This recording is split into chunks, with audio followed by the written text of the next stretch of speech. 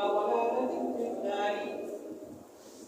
يقول جميع طلاب الحديث للصف انتهائه حدثنا فضيلة الشيخ محمد سلمان الفجنوري النقشبندي قال حدثنا الشيخ رياس العلي الفجنوري قال حدثنا الشيخ المقري محمد طيب الدوبندي قال حدثنا الشيخ محمد رسول الله الحزاري قال حدثنا الشيخ شيخ الهند محمود حسن الدوبندي قال حدثنا الشيخ رشيد احمد الكفوري قال حدثنا الشيخ عبد الغني المجددي قال حدثنا الشيخ محمد اسحاق الدهلبي قال حدثنا الشيخ عبد العزيز المحدث الدهلبي قال حدثنا الشيخ ولي الله عبد الرحيم المحدث الدهلبي قال حدثنا الشيخ ابو طالب على ابي الشيخ محمد إبراهيم الكردي قال حدثنا الشيخ محمد القشاشي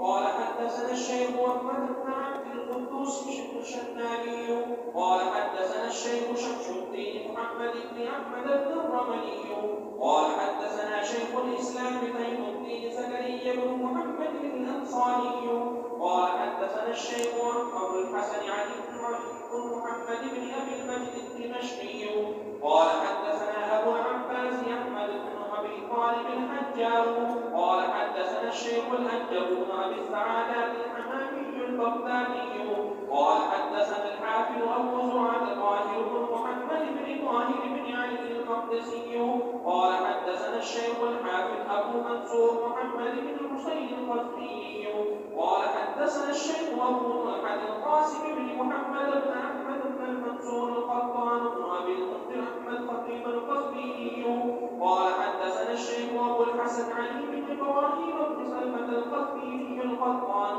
قال حدثنا أبو عبد الله محمد بن يزيد بن مالك القزويني صاحب الكتاب رحمة الله تعالى عليه رحمة واسعة اللهم انفعنا وارفعنا بعلومه وعلومكم أجمعين آمين يا رب العالمين أنه قال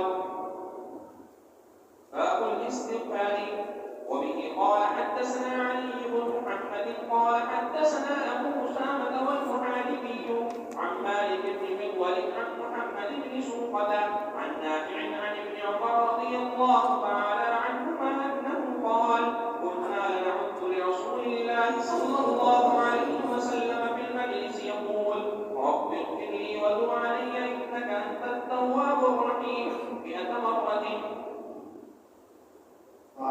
استغفار طلب مغفرت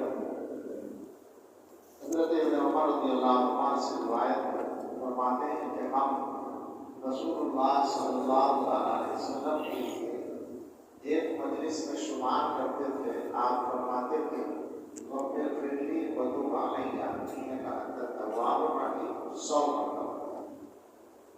یہ عجیب بات ہے کہ حضرت محمد رسول اللہ صلی اللہ علیہ وسلم جن کا کوئی گناہ نہیں تھا, جن کے لیے اگر کوئی خلاف اولا کبھی صادر ہونے کا احتمال بھی تھا تو یہ غفران اللہ ما تقدم من ذنبک وما تأخر کی بشارت پہلے سے مقرر کی.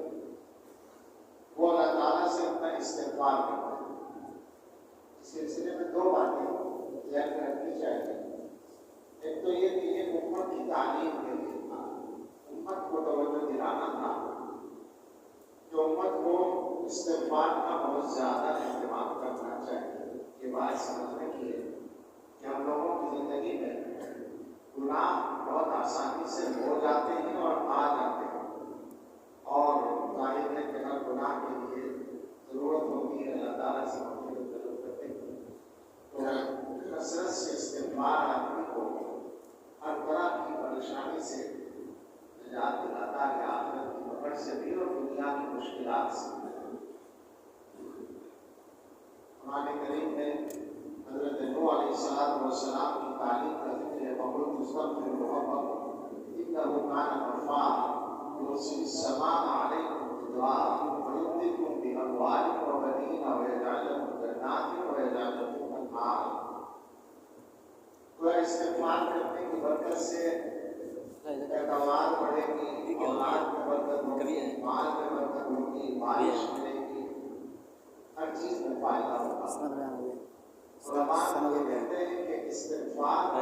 کثرت سے کام دور ہوتے ہیں، استغفار کی کثرت سے کام آسان ہوتے ہیں، استغفار کی کثرت سے مشکلات سے نکلنے کے راستے ملتے ہیں۔ تو یہ ہم لوگوں کو خاص طور سے عملی بات ہے کہ کثرت سے عادت بنانی چاہیے۔ رسول اللہ صلی اللہ علیہ وسلم ایک مجلس میں 100 مرتبہ استغفار فرمائے، تو ہم جیسے لوگوں کو تو 1000 مرتبہ کرنا چاہیے۔ دوسری چیز علماء نے اور لکھی ہے کہ رسول اللہ صلی اللہ علیہ وسلم کا استغفار کرنا محض تعلیم نہیں تھا، بلکہ حضور علیہ السلام دنیا میں اللہ تعالیٰ کے مقام کو سب سے زیادہ پہچاننے والے تھے، تو اور ظاہر کو حضور اللہ کے بندے تھے، تو حضور علیہ السلام یہ چاہتے تھے کہ ہر وقت اللہ تعالیٰ کا استحسان، اللہ تعالیٰ کی طرف توجہ، اللہ کی یاد اس انداز سے رہے جو اعلیٰ سے اعلیٰ درجہ ہے۔ اب ظاہر ہے کہ حضور صلی اللہ علیہ وسلم کی بہت ساری ذمہ داریاں بھی تھیں، انسانوں کی تربیت بھی آپ کی ذمہ داری تھی، انسانوں کی تربیت کے لیے انسانوں کی طرف توجہ کی ضرورت پڑتی تھی، تو جب انسانوں کی طرف توجہ ہوگی تو اللہ کی طرف اس طرح کی توجہ جو خلوت میں، جو تنہائی میں ہوتی ہے وہ نہیں کر سکتی۔ تو حضور علیہ السلام اپنے مقام بلند کے اعتبار سے اس کو گویا غلطی شمار فرماتے تھے، اور اسی وجہ سے وہ حدیث میں لفظ آیا ہے انہ لا یغار علی قلبی، پڑھا ہوگا آپ لوگوں نے، خیر، اور اس کا ترجمہ جو آسان ہے اپنے ایمان کو بچانے کے ساتھ، ظاہر ہے ایسا ترجمہ نہیں کر سکتے جس سے نبی صلی اللہ علیہ وسلم کی ذات گرامی کے بارے میں ادنا بدگمانی کا شائبہ بھی پیدا ہو، تو میل کا ترجمہ کرتے میرے دل پر بھی گویا ایک سایہ سا، ایک میل سا آ جاتا ہے، تو اس میل سے یہ مراد ہے کہ اللہ تعالیٰ کی طرف توجہ کی وہ کیفیت۔ قرآن کریم میں فرمایا وَاذْكُرِ اسْمَ رَبِّكَ وَتَبَتَّلْ إِلَيْهِ تَبْتِيلًا، انقطاع إِلَى الْحَقِّ، تبتل إِلَيْهِ، تبتل کے معنی انقطاع کے ہیں۔ تو حضور علیہ السلام اپنی شان رفیع کے اعتبار سے جس طرح کا تبتل چاہتے تھے، انسانوں کی ضرورت کی وجہ سے ہمیشہ وہ نہیں رہ پاتا تھا، اس پر استغفار کرتے تھے۔ اور ظاہر ہے کہ حضور صلی اللہ علیہ وسلم کو اللہ تعالیٰ کے قرب کے درجات مسلسل بلند ہوتے وہ کہتے تھے، تو اس اعتبار سے آپ کا استغفار آپ کی شان کے مطابق تھا۔ الفاظ جو ہے رب اغفر لی وتب علیہ، رب اغفر لی کے معنی تو واضح ہے، اے اللہ میری مغفرت کر دے، مجھے بخش دے۔ وتب علیہ تابہ رکوع کے زمانوں میں توجہ کرنے کے، اللہ تعالیٰ بندوں پر مہربانی فرماتے ہیں۔ اللہ تعالیٰ کے اسماء الحسنی میں تواب بھی ہے، جن کا اندر تواب الرحیم، اسی کا حوالہ دے کر اللہ تعالیٰ کی رحمت کی توجہ مانگتے ہیں۔ وبه قال حدثنا أبو بكر بن أبي شيبة قال حدثنا محمد بن بشر عن محمد بن عمرو عن أبي سلمة عن أبي هريرة رضي الله تعالى عنه أنه قال قال رسول الله صلى الله عليه وسلم إني لأستغفر الله وأتوب إليه في اليوم 100 مرة۔ وبه نے خود بتایا کہ میں ایک دن کے بعد 100 مرتبہ استغفار کرتا ہوں۔ وبه قال حدثنا علي بن محمد قال حدثنا وكيع عن مغيرة بن أبي الحر عن سعيد بن أبي بردة بن محري موسى عن أبيه عن جده رضي الله تعالى عنه أنه قال قال رسول الله صلى الله عليه وسلم إني لأستغفر الله وأتوب إليه في اليوم 70 مرة۔ 70 جو ہے تقسیم کے لیے ہو سکتا ہے۔ وبه قال حدثنا علي بن محمد قال حدثنا أبو بكر بن عياش عن أبي إسحاق عن أبي المغيرة عن حذيفة رضي الله تعالى عنه أنه قال كان في لساني ضعف على أهلي وكان لا يعطوهم إلى غيرهم، فذكرت ذلك للنبي صلى الله عليه وسلم فقال أين أنت من الاستغفار؟ فاستغفر الله في اليوم 70 مرة۔ حضرت حذیفہ رضی اللہ تعالیٰ عنہ فرماتے ہیں کہ میری زبان میں اپنے گھر والوں کے لیے کچھ تیز کلامی تھی۔ ضرب کا ترجمہ حاشیے میں لکھا ہوگا فحش، اس سے مراد وہ نہیں ہے کہ کوئی بے حیائی کی باتیں، بلکہ گویا بیوی کے ساتھ بات کرتے ہوئے لہجہ تیز ہو جاتا تھا، تیز کلامی اسی نے ترجمہ کیا۔ وَكَانَ لَا يَعْدُوهُمْ إِلَىٰ غَيْرِهِمْ، اور گھر والوں کے علاوہ کسی تک وہ چیز نہیں پہنچتی تھی، یعنی باقی لوگوں کے ساتھ ٹھیک تھا لہجہ۔ یہ آپ نے دیکھا ہوگا، آدمی دو طرح کے ہوتے ہیں اس معاملے میں، بعض لوگ اپنے گھر والوں کے لیے بہت خوش اخلاق ہوتے ہیں اور باہر والوں سے بد اخلاقی کرتے ہیں، ایسے کئی لوگ ملیں گے، اور بعض لوگ باہر والوں سے ہر ایک سے اچھا ملیں گے، دیکھنے والے سب کے بڑے بڑے خوش اخلاق ہیں، گھر والوں سے پریشان کرتے ہیں، دونوں باتیں بدل۔ ہر ایک کے ساتھ صحیح اخلاق ہونا چاہیے اور سب سے بڑھ کر گھر والوں کے ساتھ ہونا چاہیے۔ تو حضرت حذیفہ اللہ تعالیٰ عنہ کی طبیعت میں یہ بات تھی، تو ان کو اس کا احساس تھا۔ فذكرت ذلك للنبي صلی اللہ علیہ وسلم، تو میں نے اس چیز کا تذکرہ نبی صلی اللہ علیہ وسلم نے کیا، تو آپ نے فرمایا نہیں اکثر من الاستغفار، بھائی استغفار کرنا چھوڑ رکھا ہے، استغفار کرو، میں اللہ سے دن میں 70 مرتبہ استغفار کرتا ہوں، یہ تو تستغفر ہوگا، تم اللہ سے دن میں 70 دفعہ استغفار کیا کرو، تو گویا کہ وہ بھی علاج ہوتا ہے۔ جب استغفار کی کثرت کرو گے تو یہ لہجہ جو خراب ہے ٹھیک ہو جائے گا۔ کیا خیال ہے؟ بہت ساری چیزوں کا ہو جائے گا، نہ ساتھ سے استغفار کی کثرت عمل کا ارادہ کریں۔ وبه قال حدثنا عمرو بن عثمان بن سعيد بن كثير بن دينار الحمصي قال حدثنا أبي قال حدثنا محمد بن عبد الرحمن بن عمرو سمعت عبد الله رضي الله تعالى عنه يقول قال النبي صلى الله عليه وسلم طوبى لمن وجد في صحيفته استغفارا كثيرا۔ کیا شاندار جملہ ہے! عبداللہ بن مسعود رضی اللہ عنہ فرماتے ہیں کہ نبی صلی اللہ علیہ وسلم نے ارشاد فرمایا، خوبی ہے اس آدمی کے لیے جو اپنے صحیفے میں بہت سارا استغفار پائے، یعنی قیامت میں پائے گا جو آدمی تو اس کے لیے بہت خوبی ہوگی۔ وبه قال حدثنا هشام بن عمار قال حدثنا الوليد بن مسلم قال حدثنا الحكم بن مصعب عن محمد بن علي بن عبد الله بن عباس رضي الله تعالى عنه انه حدثه عن عبد الله بن عباس قال قال رسول الله صلى الله عليه وسلم من لزم الاستغفار جعل الله له من كل هم فرجا ومن كل ضيق مخرجا ورزقه من حيث لا يحتسب۔ حضرت عبداللہ بن عباس رضی اللہ تعالیٰ عنہما سے متعلق فرماتے ہیں کہ رسول اللہ صلی اللہ علیہ وسلم نے ارشاد فرمایا، جو آدمی استغفار کو لازم پکڑے اللہ تعالیٰ اس کے لیے ہر غم سے خوشامدی اور ہر تنگی سے نکلنے کا راستہ بنا دیتے ہیں اور اس کو ایسی جگہ سے رزق دیتے ہیں جس کا گمان بھی نہیں ہوتا۔ آپ یقین کریں، یہ ظاہر حدیث ہے تو یقین تو کرنا ہی پڑے گا، لیکن ہم لوگ عمل کے نمبر پہ آتے ہیں تو یقین پتہ نہیں کہاں چلا جاتا ہے۔ اس کا یقین کر کے آپ عمل کریں اور تجربہ کریں، تجربہ ہوگا تو سمجھ میں زیادہ آ جائے گا۔ جی قال حدثنا أبو بكر بن أبي شيبة قال حدثنا يزيد بن هارون عن حماد بن سلمة عن علي بن زيد عن أبي عثمان عن عائشة رضي الله تعالى عنها أن النبي صلى الله عليه وسلم كان يقول اللهم اجعلني من الذين إذا أحسنوا استبشروا وإذا أساءوا استغفروا۔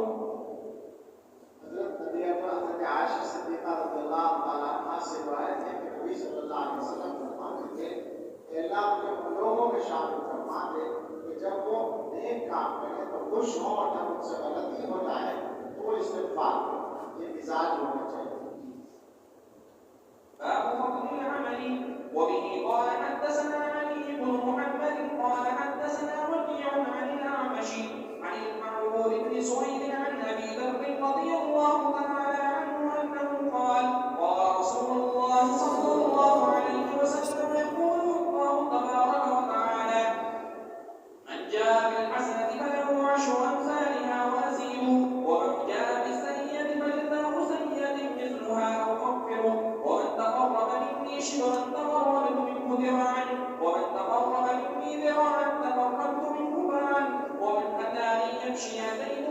ولدا ومن لقيني بقراب الأرض خطيئة ثم لا يشرك بي شيئا لقيته بمثلها مغفرة. عمل کی فضیلت حضرت ابو ذر رضی اللہ عنہ سے روایت ہے، فرماتے ہیں کہ رسول اللہ صلی اللہ علیہ وسلم نے ارشاد فرمایا، اللہ تعالیٰ فرماتے ہیں من جاء بالحسنۃ فلہ عشر امثالها، جو نیک کام کرے اس کو اس کا 10 گنا ملتا ہے۔ آگے فرماتے ہیں اور زیادہ بھی دیتا ہوں۔ ومن جاء بالسیئۃ، اور جو آدمی برائی کرے فجزاء سیئۃ سیئۃ مثلها، اس کے لیے قانون مقرر ہے، ایک برائی کی جزا اس کے مثل ہے، یا آگے فرمایا او اغفر، بخش بھی دیتا ہوں۔ اور جو آدمی مجھ سے بارش قریب ہوتا ہے میں ایک ذراع اس سے قریب ہوتا ہوں۔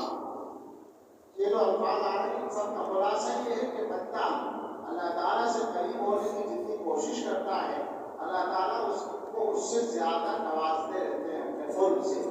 اور جو میرے ذراع قریب ہوتا ہے تو میں اس سے 2 ہاتھ قریب ہو جاتا ہوں۔ ذراع تو یہ ہے ایک ہاتھ، اور ماں جو ہے یہ 2 ہاتھ ہوتی ہے تو اس کو ماں کہا جاتا ہے۔ ومن اتانی یمشی، اور جو میری طرف چل کر آتا ہے اتیتہ ہر ولدن، اس کی طرف دوڑ کر آتا ہوں۔ ومن لقینی بقراب الارض خطیئۃ، اور جو آدمی مجھ سے زمین ہر خطاؤں کے ساتھ ملے گا پھر وہ میرے ساتھ کوئی شریک نہیں ٹھہرائے گا تو میں اس سے ملوں گا اسی کے برابر مغفرت کے ساتھ۔ یعنی اگر زمین ہر گناہ بھی کوئی لائے گا تو میرے پاس رحمت کے خزانے ہوگا، جب زمین پر مغفرت کے آئیں گے کام پڑ جائیں گے۔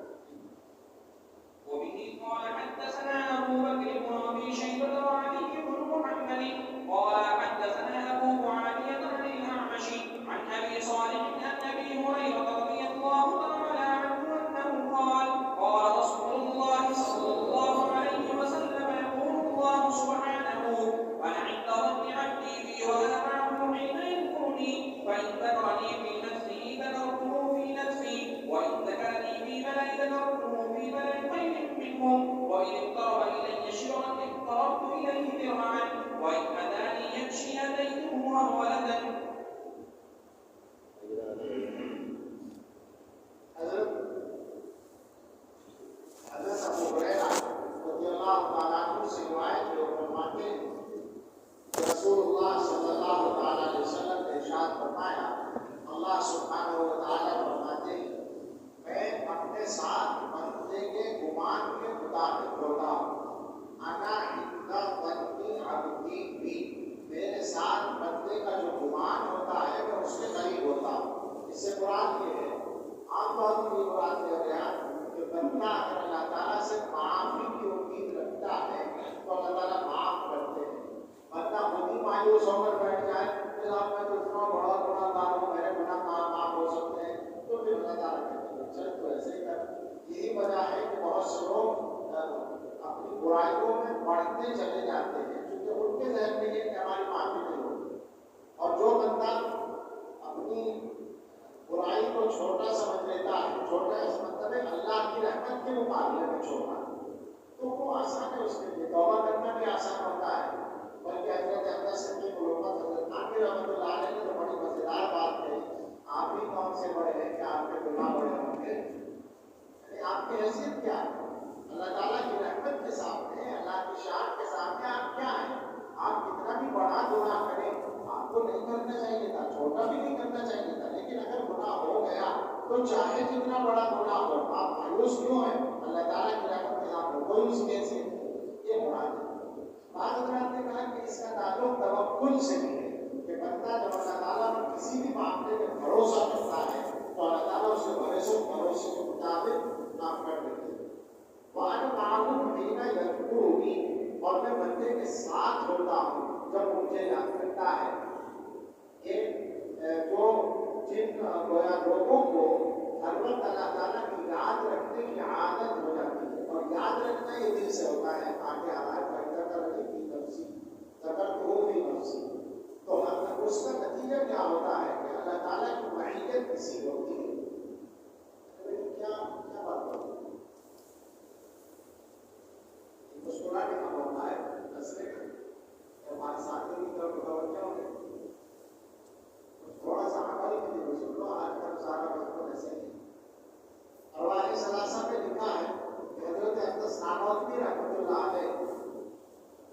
تھے مجلس میں تو صرف کا مزاج مشہور ہے نرم مزاج تھے، لیکن جب تک خود بات نہ شروع کریں تو کسی کی ہمت نہیں ہوتی تھی بات شروع کرنے کی. یہ لکھا ہے. تو اس میں حضرت تھانوی رحمۃ اللہ علیہ نے حاشیہ لگایا ہے کہ یہ جو لوگ ہیں، لوگوں پر جو لوگ پڑتا یہ لوگ معیت حق کا ہوتا، اللہ تعالیٰ کی معیت کا، اور اللہ کی معیت اس سے ملتی ہے. وَأَنَا مَعَهُ إِذَا ذَكَّرَنِي، اور میں بندے کے ساتھ ہوتا ہوں نہیں میں یذکرنی، جب وہ مجھے یاد کرتا ہے. تو ظاہر ہے اللہ تعالیٰ کسی بندے کے ساتھ ہو کے کیا صورت ہوگی اس کی؟ ایسا تو نہیں ہے کہ باقاعدہ اللہ تعالیٰ برابر میں آ کر بیٹھ جائے، یہ تو نہیں ہے نا. بندہ یاد کر رہا ہے تو بندے کو اللہ تعالیٰ کی مدد اور یہ فائدہ کہ بندہ یاد کر رہا ہے تو اللہ تعالیٰ کو اس کی طرف متوجہ ہے، یہ فائدہ حاصل ہوگا. اسی کا نام پڑھیں گے.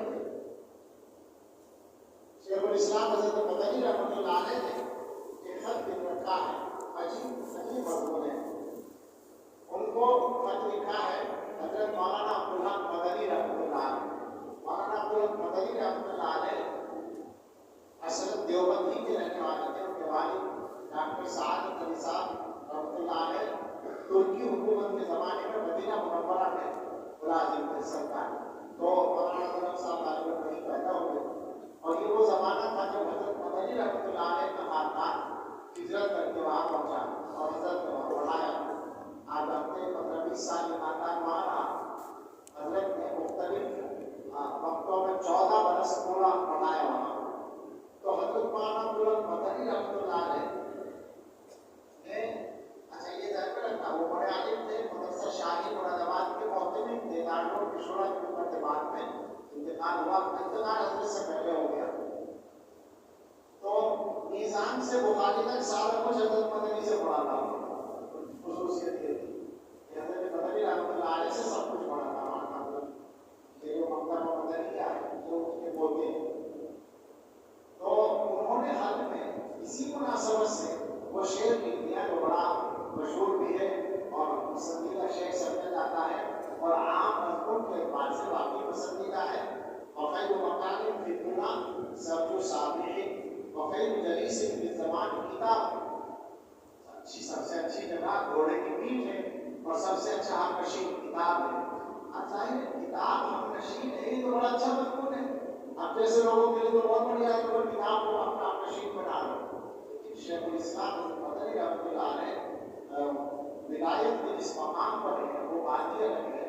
حضرت نے جو جواب میں لکھا ہے تیز لہجے میں خلق کو، مولانا آپ جیسا آدمی یہ لکھتا ہے خیر جلیس فی زمانی کتاب. یہ عجیب بات ہے. فرمایا خیر جلیس فی زمانی کتاب، سب سے اچھا نشین تو اللہ تعالیٰ ہے. معیت حق کا تصور کرے. بہت ایک طرح سے سخت لہجے میں لکھا ہے اور بڑا شاندار مضمون ہے. اس کا خلاصہ یہ ہے کہ نشین تو اللہ تعالیٰ ہے. پیچھے کہیں بڑی ہوگی انتظام کو مشاہدہ کرنا اگر جلیس و منتر کر جلیس کر مانا باہ ہوئی کھڑی نہ کرو فائدہ کرنی فی نفسی ہے. وہ مجھے اپنے دل میں یاد کرتا ہے تو میں اس کو اپنے دل میں یاد کرتا ہوں. اور فائدہ کرنی فی مدد، اور اگر وہ مجھے کسی جماعت میں ابھی جماعت میں نہیں یعنی کچھ لوگوں کے بیچ میں یاد کرتا ہے. اس کا مصداق کو بھی بنے ایسا نہیں ہے یعنی کوئی میں تبلیغ جماعت وہ نہیں کر رہا ہوں.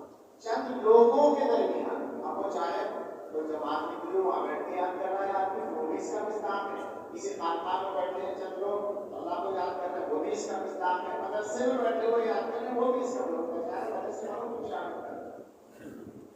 درسگاہ میں بیٹھے ہوئے ہیں وہ بھی اس کا مصداق ہے. سب اس کا مصداق ہے. تو میں بھی اس کو یاد کرتا ہوں. ان سے بہتر جماعت اور اگر بندہ میرے قریب ہوتا ہے ایک بات قریب ہونے سے مراد ہے ذکر کے ذریعے قریب ہونا، نوافل کے ذریعے قریب ہونا، تقرب کے نوافل تو اس کی طرف انتظار قریب ہوتا ہوں. اور اگر بندہ میرے پاس چل کر آتا ہے تو اس کی طرف دوڑ کر آتا ہوں. وبه قال حدثنا أبو بكر بن أبي شيبة قال حدثنا أبو معاوية ووكيع عن الأعمش عن أبي صالح عن أبي هريرة رضي الله تعالى عنه أنه قال قال رسول الله صلى الله عليه وسلم كل عمل ابن آدم يضاعف له الحسنة بعشر أمثالها إلى 700 ضعف قال الله سبحانه إلا الصوم فإنه لي وأنا أجزي به. مشهور حدیث ہے حضرت ابو اللہ صلی اللہ علیہ وسلم نے ارشاد فرمایا بندے کا ہر عمل بڑھایا جاتا ہے اس کے لیے، یعنی ایک نیکی 10 گنے سے 700 گنے تک، اور اللہ تعالیٰ فرماتے ہیں روزے کے علاوہ، روزے میں تحقیق نہیں ہے کیونکہ روزہ میرے لیے ہے میں اس کی جزا دوں گا۔ باب ما جاء في لا حول ولا قوة إلا بالله.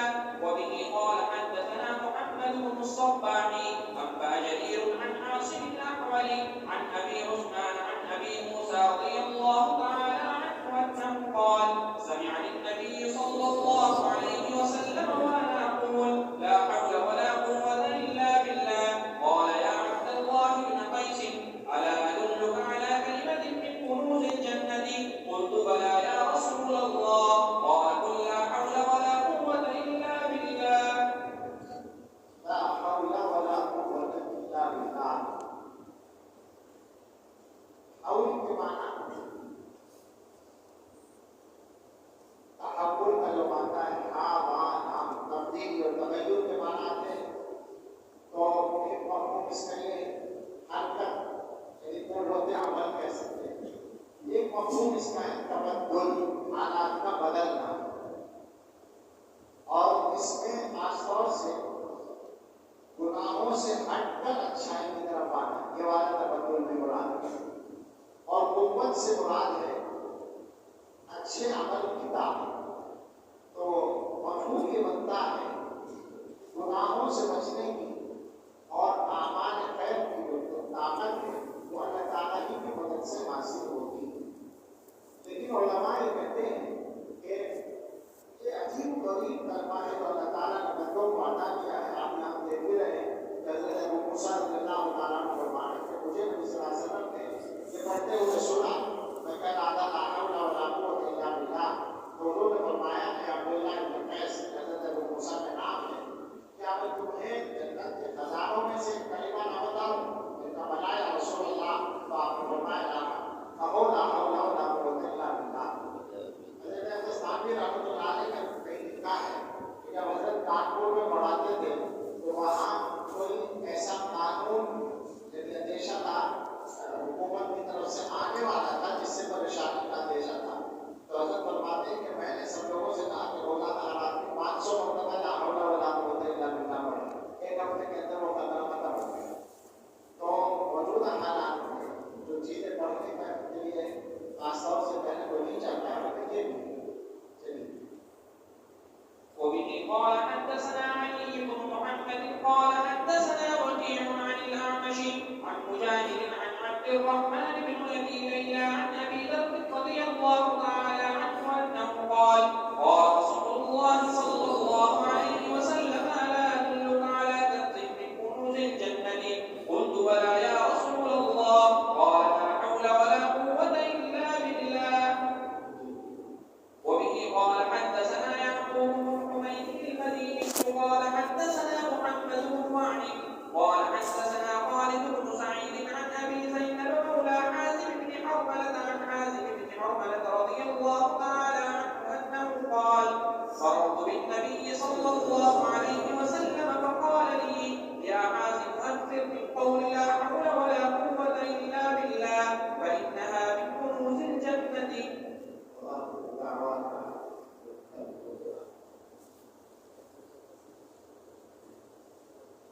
دو تین باتیں، ایک تو یہ بات کہ حضرت نے جو اس کا اہتمام کیا کہ سبب جو ہے وہ اس طرح نہ ہو جیسے آپ لوگ سوچتے ہیں، گہرائی کو سمجھنا چاہیے۔ بات یہ ہے کہ حضرت سے بات لگی ہوں، حضرت استاد صاحب کے محترم کارگر انہوں نے فرمایا رات میں پڑھانا، اور اس وقت صبح میں کچھ اور ان کا میرے بتوا تو ان کا مشن کیا ہے؟ ہمارے بزرگوں کا جو طریقہ ہے وہ حد امکان کسی بھی کام کو آسانی سے اور یکسوئی سے کرنے کا ہے۔ کتابوں کے ختم پر تقریب بنانے کا جو انداز ہے یہ عام طور پر بزرگوں کے یہاں بالکل نہیں رہا۔ اچھا اگر کچھ تھا بھی ہوتا بھی تھا تو بخاری شریف کے قدم پر کچھ لوگ جمع ہو جاتے تھے. ایک زمانے میں یعنی ایک تو ہے پرانی باتیں حضرت مدنی رحمۃ اللہ علیہ کی باتیں وہ تو الگ ہوئی. ان کی جو شخصیت تھی تو مجھے یاد ہے میں نے حضرت جی کے خلیفہ سے سنا ہے کہ ایک بڑے استاد تھے پرانے بزرگ آدمی تھے سیدھے سادے. ابھی چند سال پہلے ہمارے بزرگوں کا جو طریقہ ہے وہ حد امکان کسی بھی کام کو آسانی سے اور یکسوئی سے کرنے کا ہے. کتابوں کے قدم پر تقریب منانے کا سر انداز ہے یہ عام طور پر بزرگوں کے یہاں بالکل نہیں رہا. اچھا اگر کچھ تھا بھی ہوتا بھی تھا تو بخاری شریف کے قدم پر کچھ لوگ جمع ہو جاتے تھے. ایک زمانے میں یعنی ایک تو ہے پرانی باتیں حضرت مدنی رحمۃ اللہ علیہ کی باتیں وہ تو الگ ہوئی. ان کی جو شخصیت تھی تو مجھے یاد ہے میں نے حضرت جی کے خلیفہ سے سنا ہے کہ دارالعلوم کے بڑے استاد تھے پرانے بزرگ آدمی تھے سیدھے سادے. ابھی چند سال پہلے حضرت مولانا بلال اصغر صاحب میں ان کے دادا مولانا عبدالسمیع صاحب ہیں. ان کے والد بھی ڈاکٹروں میں استاد رہے حضرت مولانا عبدالرحمن صاحب رحمۃ اللہ علیہ حضرت مدنی کے شاگرد تھے. ان کے والد مولانا عبدالسمیع صاحب وہ بھی بڑے استاد تھے اور شاید حضرت سے عمر میں بڑے بھی ہوں گے لیکن ظاہر ہے کہ حضرت کا اپنا مقام تھا. تو حضرت کے خط بخاری میں کچھ لوگ نظر آئے بھیڑ سی نظر آئی تو حضرت نے کہا کہ یہ کیا ہو رہا ہے. تو مولانا عبدالسمیع صاحب نے کہا کہ حضرت اللہ کی دینی مقبولیت ہے نہ میرے بس کی نہ آپ کے بس کی. تو یہ تو وہاں کا قصہ ہے. لیکن ہمارے زمانے میں جو ہے حضرت بخاری میں کچھ ہونے لگا تھا اہتمام پھر حضرت مولانا محبوب الرحمن صاحب رحمۃ اللہ علیہ کے زمانے میں باقاعدہ اس کو روکا گیا. ورنہ غالباً اور سے ہی اس وقت حدیث اور حدیث میں ہوتا تھا. حضرت مولانا نصیر احمد صاحب رحمۃ اللہ علیہ ختم کرایا کرتے تھے تو ایک دیگ رکھی پڑتی تھی اس میں پانی بند کر دیا جاتا تھا لوگ اس میں سے پانی لے جاتے تھے. وہ سلسلہ پڑ رہا تھا تو روک دیا گیا. لیکن اور کتابوں کے قدم پہ وہ بدل نہیں سکتا. اس وجہ سے میں سمجھتا ہوں کہ یہ ٹھیک ہے بات کہ اہتمام نہ کیا جائے اور کوشش کی جائے. آپ لوگوں سے دو تین باتیں کہنا چاہتا ہوں ممکن آئندہ موقع ملے نہ ملے بات کرنے کا. ایک تو میری گزارش ہے اور یہ ساری گزارشات ذہن میں رکھے کر کے آپ کے فائدے کے لیے کیونکہ کچھ چیزیں ایسی ہوتی ہیں کہ آپ نوجوان ہیں تو آپ اپنے جذبات کا اظہار کرنے میں فائدہ سمجھتے ہیں. وہ فائدہ نہیں ہوتا وہ محض اپنی بڑاس نکالنا ہوتا ہے نقصان ہوتا ہے. تو میں ایک بات تو یہ کہنا چاہتا ہوں پورے حالات کے تناظر میں چاہے وہ گانڈوں کی مصلحتیں ہوں یا ملک کے حالات ان سب کی روشنی میں آپ سے کہنا ہے کہ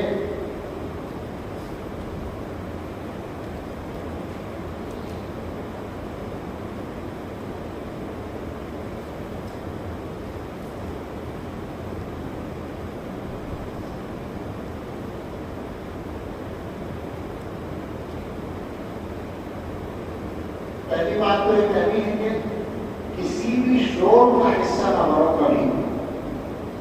اور شور زمانے میں ہوتا ہے اور آج کل سوشل میڈیا پر بھی ہوتا ہے. اس میں کبھی زبانی ہوتا ہے کبھی پہلی بھی ہوتا ہے. کسی بھی شور کا حصہ نہ بنو کسی بھی پروپیگنڈے کا حصہ نہ بنو اور حد تک امکان کسی مباحثے کا حصہ نہ بنو. اگر مباحثہ کرنا ہی ہے چاہے وہ زبانی ہو یا سوشل میڈیا پر ہو تو افراد اور شخصیات کے بارے میں نہ ہو. اس لیے تو وہ عام طور پر قیمت ہوگی بہت ممکن ہے بہتان ہو. مسائل پر ہو ٹھیک ہے. مسائل پر بھی شرط کے ساتھ کہ آپ نے اس موضوع پر پہلے سے اچھا مطالعہ کر رکھا ہو. مجھے بتاؤ ایمانداری سے مسائل پر اگر گفتگو ہوتی ہے کیا مطالعے کی روشنی میں ہوتی ہے؟ عام طور سے اکثر لوگ اپنی گھوڑے دوڑاتے ہیں کہ نہیں یہ بات تو سمجھ نہیں آئی تو کیا کہہ رہے ہیں اس طرح کی باتیں کرتے ہیں. عام طور پر مطالعہ نہیں ہوتا. اس کا نتیجہ ایک دوسرے سے دوری اور غصہ اور ضد ہوتی ہے. مطالعے کی بنیاد پر مباحثہ ہوگا تو کسی نتیجے پر آپ پہنچیں. تو اس لیے چکروں میں نہ پڑے. حد تک امکان اپنے آپ کو مباحثے سے بھی بچائیں, جھگڑوں سے بھی بچائیں, کسی بھی شور کا حصہ بننے سے اپنے آپ کو بچائیں. آپ کا معاملہ کیا ہے کہ ابھی آپ لوگ تیاری کے مرحلے میں, یعنی شخصیت کی تیاری کے مرحلے میں, تو اس شخصیت کو بنانے کے لیے جتنا زیادہ یکسوئی ہوگی اتنا زیادہ آپ کا فائدہ ہوگا. اس کے علاوہ کوئی راستہ ہی نہیں. آپ تو اپنے لیے, یعنی میں سمجھتا ہوں کہ مدرسوں والوں کو ضرورت نہیں ہونی چاہیے پابندی لگانے کی موبائل یا بڑا چیز پر. طلبا اپنی ضرورت سمجھ کر, اپنا فائدہ سمجھ کر خود پابندی لگائیں, یہ اور اچھی بات ہو کہ ان کی ضرورت ہے. دوسری بات یہ کہنا چاہتا ہوں کہ زندگی کے معاملات میں بھی زیادہ سنجیدگی اختیار کرو اور ہر آدمی کا حق محسوس کرو, صرف اپنا حق نہ محسوس کرو. اگر ایسا ہے کہ صرف اپنا حق جانتے ہو تو تم خود بھی کبھی مطمئن نہیں رہ سکتے اور دوسرے لوگ تم سے مطمئن نہیں ہوں. یہ ہمیشہ یاد ہے. دوسرے کا حق ادا کرنے کی کوشش کرو, اللہ تعالیٰ تمہارا حق ادا کرائیں گے. وہ نہیں کرے گا تو اللہ تعالیٰ تمہارا کام کہیں سے بڑھا دے, لیکن پریشانی نہیں ہوگی. تیسری بات یہ ہے کہ کسی بھی مسلمان کی عزت کو ویسا سمجھو جیسے اللہ تعالیٰ کہنا چاہتے ہیں, سمجھوانا چاہتے ہیں, جو اللہ کا حکم ہے.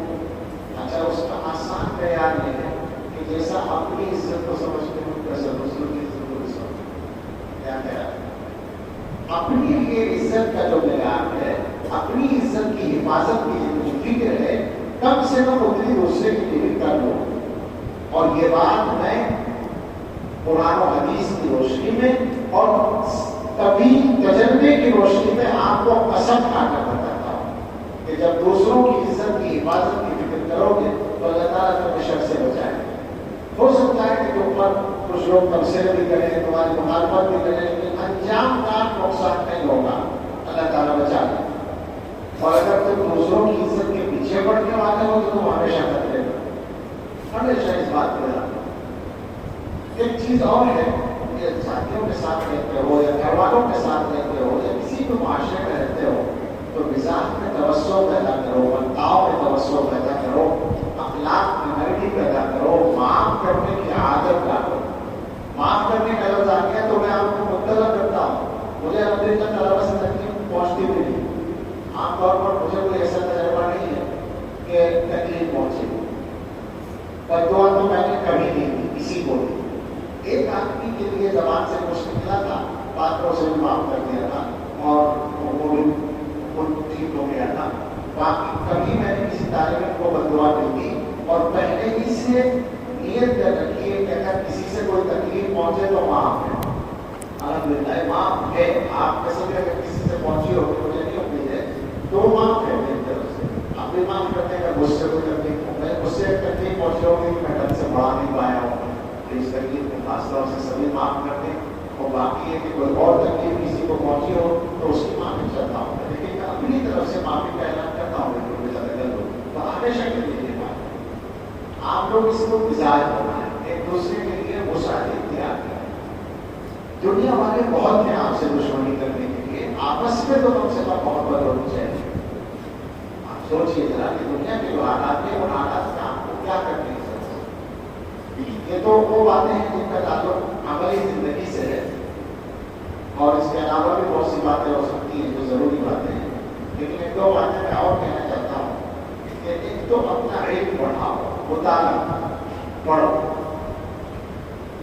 پڑھوانے کا مقصد صحیح راستے تک پہنچانا, اور ہمارا یہ دعویٰ ہے کہ جتنا زیادہ پڑھو گے اتنا زیادہ ہمارے بڑوں کے راستے کے صحیح ہونے پر بصیرت کے ساتھ یقین کرو. اگر آپ کو اکابر دیوبند کے راستے کی درستگی پر یقین نہیں ہے تو پھر آپ دارالعلوم کے فاضل نہیں. پانچ طلبہ کے بارے میں پتہ چلتا ہے جس طرح کی باتیں تو اسے آپ کو نہیں سمجھ میں آتا تو بات کر لیں، لیکن اپنے آپ کو ٹھیک کریں، ورنہ خطرناک بات، خطرے کی بات۔ یہ زمانہ گمراہیوں میں پھیلنے کا زمانہ ہے۔ نظریات اور افکار یوٹیوب پر بیٹھے ہوئے ڈاکٹروں اور انجینئروں سے مت وصول کرو۔ سمجھنے بات کیا بات ہوئی ہے؟ تمہارے پاس اتنا بڑا ذخیرہ ہے علوم کا، تم ان علوم کو پڑھو اور خود صلاحیت پیدا کرو۔ میں بار بار یہی بات کہتا ہوں کہ ہم اپنے طلباء کے ذہن کو بند نہیں کرتے، ہم پہ الزام ہے جیسا کہ اپنے مسلک میں محبوب کرنا چاہتے ہیں۔ مسلک کی بات آتی تو میں شکایت کروں لوگوں سے، تم سے، ان لوگوں سے جو مسلک کے لفظ سے چڑ جاتے ہیں۔ مسلک کیا چیز ہے؟ نظریاتی کا تو نام مسلک ہے، اور تم ہمیں یہ کہنا دیتے ہو کہ سامنے مسلک کے معاملے میں بڑے سخت ہیں۔ وہ جتنے لوگ مسلک کے لفظ پر ہمیں گالیاں دیتے ہیں، میں نے ان کو اپنے سے کہیں زیادہ اپنے نظریات کے لیے سخت پایا۔ وہ اپنے نظریے کی مخالفت کرنے والوں کو کہاں کہاں تک پہنچا دیتے ہیں، اندازہ لگانا مشکل ہے۔ ابھی صحابہ کے مسئلے ہیں، یعنی صحابہ کرام کا مسئلہ کسی ایک فرد کا مسئلہ نہیں ہے، وہ بات ہی ختم ہے، بالکل ختم ہے۔ تو میں نے اس دن بھی کہا نظریے کا مسئلہ صرف عام نظریے کا مسئلہ نہیں، پورے دین کے اعتماد کا مسئلہ ہے، اور آج سے دور تابعین سے طے شدہ مسئلہ ہے۔ اس مسئلے میں ہم نے بات کی یا ہمارے لوگوں نے بات کی تو کچھ لوگوں نے یہاں تک ٹانا دیا کہ آپ یہ بات کر رہے ہیں صحابہ کے مسئلے میں جن کی توحید بھی شک کے دائرے میں آتی ہے، وحدت الوجود اور فلاں فلاں چیزوں میں قائل ہے۔ سمجھ رہے ہیں آپ؟ اس سے زیادہ کون سا مسئلہ والا آدمی سخت ہوگا؟ تو اپنی رائے کے خلاف کوئی بات سامنے آنے پر اتنے سخت ہو گئے کہ ہماری توحید کو شک کے دائرے میں جائے، اور تم اتنی عقل نہیں رکھتے کہ مسئلہ کن چیزوں کا نام ہے، عقیدہ کن چیزوں، ہمارے عقیدوں کو کوئی وحدت الوجود شک ہے، کوئی بات نہیں بنائی۔ خامخواہ کا الزام ہے علماء دیوبند کے جو اصل نظریات ہیں ان کو دیکھو نا، اور پھر وحدت الوجود وغیرہ کے بارے میں اگر کچھ توسع دے دیا بعض تعبیر نے کہ بھائی جو قائل ہے اسے کافر نہیں کہتے، اس کی تعبیر کر لیتے ہیں، یہ الگ بات ہے۔ اور بیٹھ کر صحابہ کے بارے میں وہ گھر بھر کر باتیں کرنا گستاخانہ کہ اس کے برابر ہوتا ہے، حیرت کی بات ہے۔ مگر لوگوں نے کہا ہے کہ ہمارے گروپوں پر کیا، یہ باقاعدہ ہمارے اوپر تفصیل آیا کہ ان کے عقائد ایسے ہیں اور ایسے ہیں، اور یہ بات کر رہے ہیں صحابہ کے بارے میں، کیا وہ کسی صحابہ کی مخالفت کرنے والے کو برا کر رہے ہیں؟ میں نے یہ دیکھا ہے میرے عزیزوں، اچھی طرح سمجھ لو اس بات کو کہ لوگ ہمیں کہتے ہیں چونکہ ہمارا ایک لیول بنا ہوا ہے، ہمارے نظریات کا ایک دائرہ سب معلوم ہے، اس لیے ہمیں کہتے ہیں، لیکن وہ بدترین قسم کے تعصب میں مبتلا ہے۔ بس یہ تو ان کے پاس کوئی گروہ یا جماعت نہیں ہے تو وہ اپنے آپ کو بچا لے رہے ہیں، کامیاب ہوتے ہیں۔ ہم کوئی زبردستی نہیں کرتے، ہم کہتے ہیں کہ صحیح مطالعہ کرو، جتنا زیادہ مطالعہ کرو اتنا زیادہ ان حضرات کی فکر کی صحت پر اعتماد بڑھتا جاتا ہے۔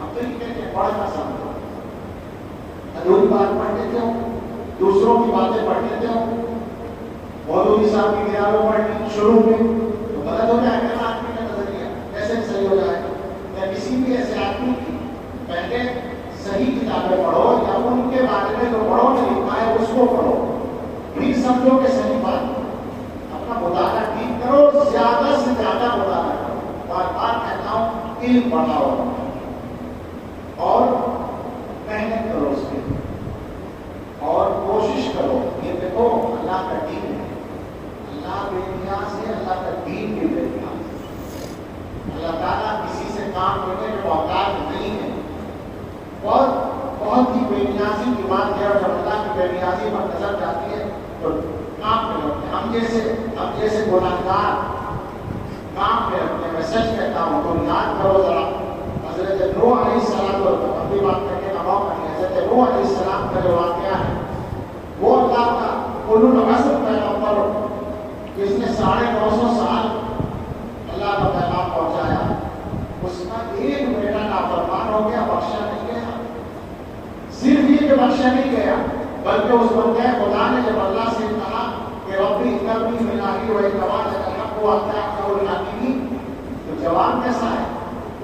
یہ جواب اللہ تعالیٰ کی بے نیازی کو بتاتا ہے. قال يا نوح إنه ليس من أهلك إنه عمل غير صالح. یہاں تک تو غنیمت ہے. فلا تسألني ما ليس لك به علم إني أعظك أن تكون من الجاهلين. نادان نہ بنو، ایسی باتوں کا سوال نہ کرو جو نہیں جانتے. یہ کس کو کہا جا رہا ہے؟ حضرت نوح علیہ السلام کو، جن سے خود اللہ تعالیٰ محبت بھی کرتے ہیں اور 950 سال انہوں نے محنت کی. اور اس کے جواب میں ان کا جو اگلا ٹکڑا ہے آیت کا، یہ بھی ہو سکتا تھا کہ حضرت نوح علیہ السلام اپنے خدمات کا حوالہ دیتے کہ اللہ 950 سال محنت کی ہے، اس کے بدلے میں ایک بیٹا بخش دیا ہوتا. نہیں، وہ مقام جانتے ہیں، وہ اللہ کے مقام کو پہچانتے ہیں. قاتلوں بھی اور لوگی کا مسئلہ ہمارے سے علم وَإِلَّا تَغْفِرْ لِي وَتَرْحَمْنِي أَكُنْ مِنَ الْخَاسِرِينَ. یہ ہے وہ اللہ تعالیٰ کا مقام دینا. یاد رکھو، یہ کسی کی اجاگر نہیں. اس دیوبند میں بیٹھ کر اپنے عبرت کی عجیب عجیب منظر دیکھیں. اب تو یہاں رہنے کی عادت ہو گئی. 35 سال کی 34 سال ہے. کہتے کہتے شروع میں تو میں رونے لگتا تھا آپ لوگوں کو دیکھ کر، اس لیے کہ جن اکابر کے نام سے ہمارے دلوں میں ایمان کی حرارت آتی ہے، جن کے علمی ضمیروں سے ہم استفادہ کرتے ہیں، ان کی اولادوں میں ایسے آدمی نظر آتے ہیں کہ للاٹوں میں دربار کرنے کی بھی اہمیت نہیں رکھتے. اسی دیوبند میں یہ عبرت کے مناظر ہم دیکھتے ہیں. ہم جیسوں کی کیا ہے، وہ بہت بڑے بڑے لوگ، ان کی اولادوں میں یہاں علم بے نیاز ہے. جب علم کی قدر نہیں ہوتی تو وہ رخصت ہو جاتا ہے. تو اس بات کو ذہن میں رکھ کر اپنے آپ کو اللہ کا اور اللہ کے دین کا اور علم کا محتاج سمجھ کر اپنی زندگی کا راستہ بناؤ. اور یہ نہایت حدیث آئی تھی، کچھ لوگ ایسے ہوتے ہیں جن کو اللہ تعالیٰ مفادی خیر بناتا ہے، اور کچھ لوگ ایسے ہوتے ہیں جن کو اللہ مفادی شر بناتا ہے. اچھی طرح اس جملے کو یاد رکھنا. جس ماحول میں بھی رہو، خدا کے واسطے ملتا ہے شر مت کرنا، ہمیشہ ملتا ہے خیر کرنے کی کوشش کرنا. اللہ ہم سب کو توفیق دے. بات بہت سی ہو سکتی ہے مگر وقت نہیں ہے. دعا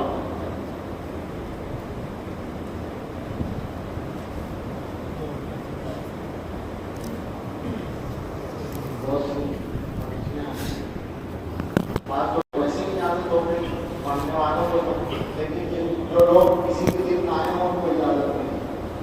اگر ایسا کوئی آدمی ہے جو سبق میں حاضر نہ ہوا، کسی ایسا ہو سکتا ہے.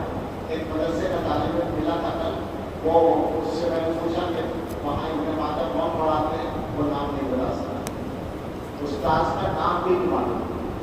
تو اگر کوئی ایسا ہو کہ اس کو میرا نام کا مسئلہ نہیں بلکہ سبق میں سے کوئی کسی بھی دن نہیں آیا تو کوئی اجازت نہیں. باقی سب کی اجازت دکھائی کرے تو ہم سب کی ضرورت ہے کسی سے اور سمجھے معلوم ہے. دعا سبحان ربی العظیم اللهم صل على سيدنا محمد وآله وأصحابه وبارك وسلم. ربنا آتنا في الدنيا حسنة وفي الآخرة حسنة وقنا عذاب النار. ربنا لا تزغ قلوبنا بعد إذ هديتنا وهب لنا من لدنك رحمة إنك أنت الوهاب. ربنا هب لنا من أزواجنا وذرياتنا قرة أعين واجعلنا للمتقين إماما. اللهم إنك عفو تحب العفو فاعف عنا. اللهم أعنا على ذكرك وشكرك وحسن عبادتك. اللهم أعنا على ديننا بالدنيا وعلى آخرتنا بالتقوى. اللهم أحسن عاقبتنا في الأمور كلها وأجرنا من خزي الدنيا وعذاب الآخرة. اللهم إنا نسألك الهدى والتقى والعفاف والغنى. اللهم أعنا على ذكرك وشكرك وحسن عبادتك. اللهم طهر قلوبنا من النفاق وأعمالنا من الرياء وألسنتنا من الكذب وأعيننا من الخيانة فإنك تعلم قاعدة الأعين وما تخفي الصدور. اللهم إنا نسألك الهدى والتقى والعفاف والغنى. اللهم وفقنا لما تحب وترضى من القول والعمل والفعل والنية والأدب إنك على كل شيء قدير. اللهم إنا نعوذ بك من الهم والحزن ونعوذ بك من العجز والكسل ونعوذ بك من البخل والجبن ونعوذ بك من غلبة الدين وقهر الرجال. اللهم إنا نعوذ بك من زوال نعمتك عافيتك وفجاءة نعمتك وجميع سخطك ولك العتبى حتى ترضى ولا حول ولا قوة إلا بك. اللهم واقية الوليد. اللهم إنا نعوذ بك من شر الأعميين السيء والبعيد السهول. اللهم إنا نسألك الفوز بالقضاء ونزول الشهداء وعيش السعداء ومرافقة الأنبياء والنصر على الأعداء إنك سميع الدعاء. اللهم إنا نعوذ بك من جهد البلاء ودرك الشقاء وسوء القضاء وشماتة الأعداء. اللهم إنا نجعلك في حدودهم ونعوذ بك من شرورهم. اللهم ضع في أرضنا هذه أرض الجد بركتها وزينتها وسكنها ولا تحرمنا بركة ما أعطيتنا. اللهم اغفر لنا ذنوبنا واحسننا. اللهم مسلم القلوب سبب قلوبنا على طاعتك. اللهم إنا نسألك العافية في الدنيا والآخرة. اللهم إنا نسألك العفو والعافية في ديننا ودنيانا وأهلنا وأموالنا. اللهم استر عوراتنا وآمن روعاتنا. اللهم احفظنا من بين أيدينا ومن خلفنا وعن أيماننا وعن شمائلنا ومن فوقنا ونعوذ بعظمتك أن نغتال من تحتنا. اللهم إنا نسألك دوام العافية ونسألك تمام العافية ونسألك الشكر على العافية ونسألك الغنى عن الناس ولا حول ولا قوة إلا بالله. اللهم اكفنا بحلالك عن حرامك وأغننا بفضلك عمن سواك. اللهم اكفنا كل مذنب من حيث شئت. اللهم اذهب عنا كل هم من حيث شئت.